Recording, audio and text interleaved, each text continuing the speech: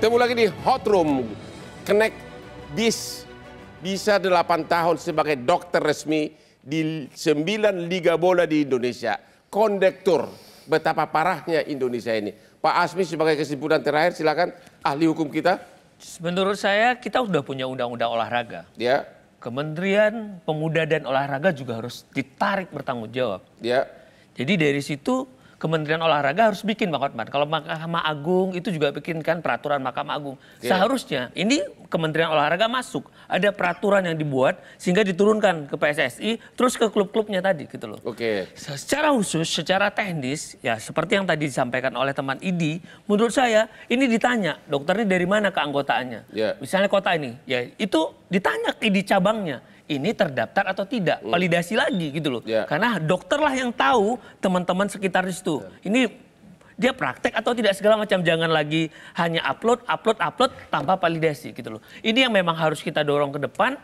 Sekali lagi, kejadian-kejadian ini menyangkut nyawa, kerugian dan tidak ada kompromi, maka mau tidak mau hukumlah yang harus dijalankan. Terima kasih, Pak Gusti. Ya. Apa ya saran Anda untuk mencegah jangan terulang lagi seperti ini? Yang pertama terima kasih dulu buat Pak Kapolres dan Pak Kasat Reskrim dari Sleman. Yang kedua saya punya saran begini,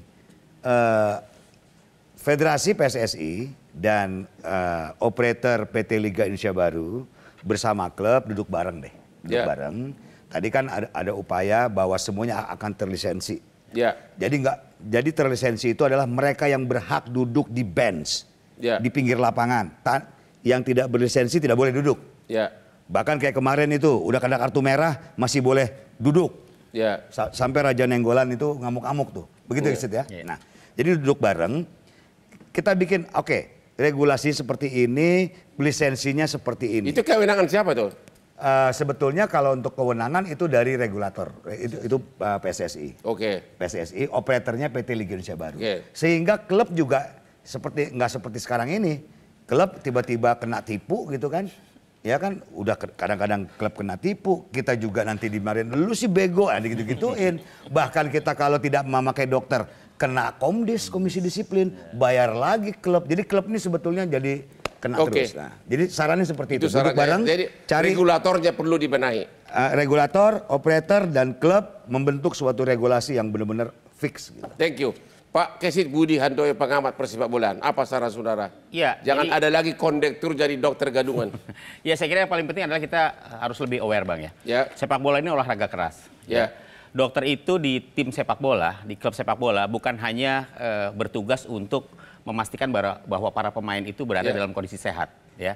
Tapi juga ada tugas yang lebih penting, Bang, menjaga agar para pemain juga jangan sampai kemudian terlibat doping. Ya, ini gara-gara doping juga karir bisa hancur, Bang. Jadi tugas medis ya, tugas dokter di sebuah klub sepak bola itu bukan hanya sebatas memperhatikan para pemain mana yang sehat, mana yang harus beristirahat kan seperti itu. Tapi juga masalah doping ini harus menjadi perhatian.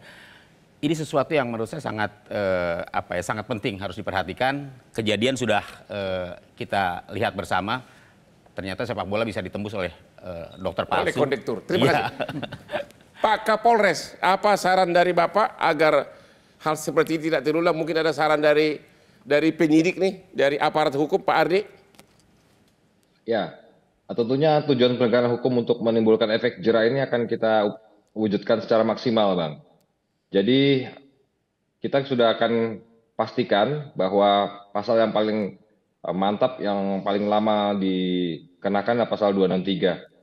Ini Bang, nanti kalau ada yang merasa keberatan dengan perbuatan tersangka ini bisa melapor kembali dengan LP yang baru. Tentunya juga bisa kita gunakan sebagai entry point untuk menggunakan pasal di Undang-Undang Kesehatan. Jadi saya setuju kalau dari pihak kami tentunya dalam aspek penegakan hukum harus bisa menimbulkan efek jera supaya tidak terulang kejadian serupa di kemudian hari. Demikian Bang. Terima kasih Bapak Kapolres Sleman Kombes Yuswanto Ardi. Sekarang kepada regulator Arya Sinulinga dari PSSI. Gimana ini? Kok Anda bisa dibohongin sama kondektur, dokter kondektur 8 tahun lagi? Ya itu dulu lah Bang, sekarang udah gak lagi lah.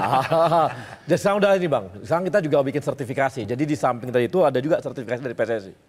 Sehingga kita sekarang udah punya database juga, mana dokter yang udah sertifikasi.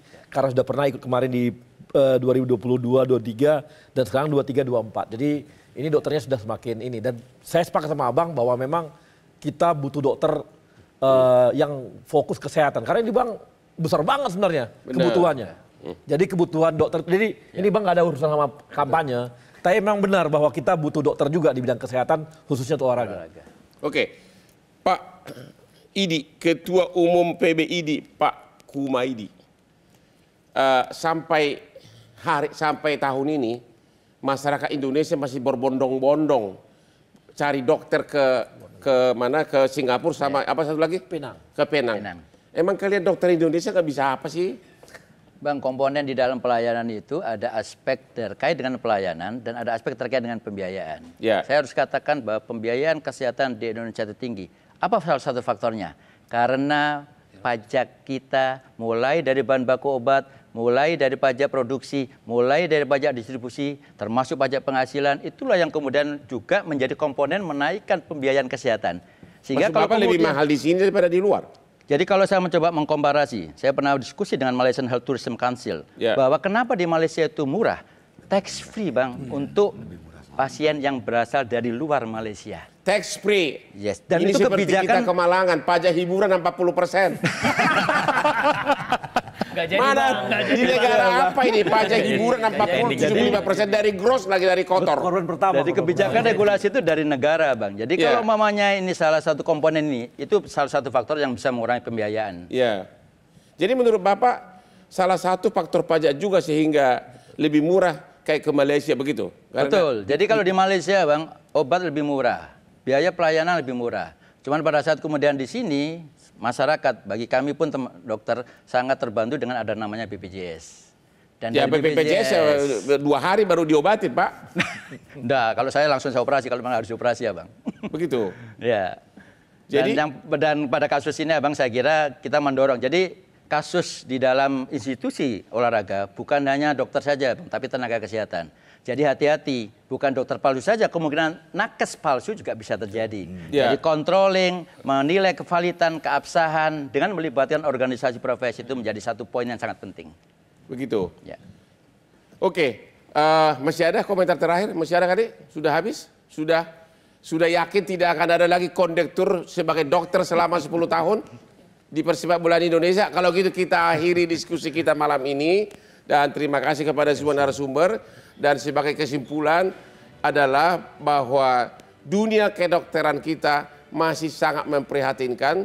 Masih banyak warga Indonesia yang kabur ke luar negeri untuk berobat, termasuk ke Singapura dan ke Penang. Apalagi dengan melihat kejadian tersebut, kondektur kenaik bis bisa menjadi dokter di 9 klub di Indonesia.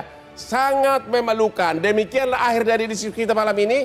Jangan lupa menonton Hot Room di Metro TV setiap hari Rabu jam 9.30 malam karena hostnya yang paling oke. Terima kasih. Jelajahi cara baru mendapatkan informasi. Download Metro TV Extend sekarang.